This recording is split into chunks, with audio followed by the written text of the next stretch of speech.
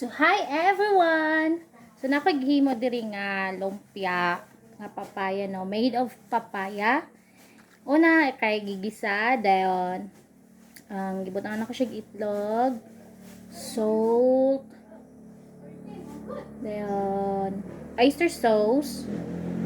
Of course, nagamit ang oil.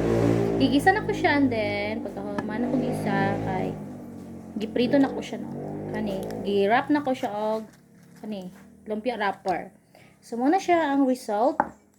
Dayon, ang atong sauce kay ketchup.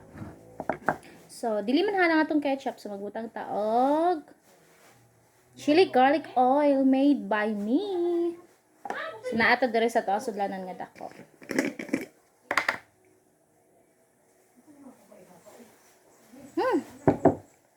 Butangan na to na. Okay.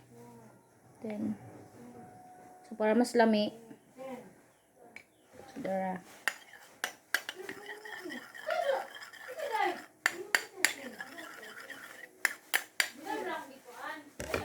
So, dayon.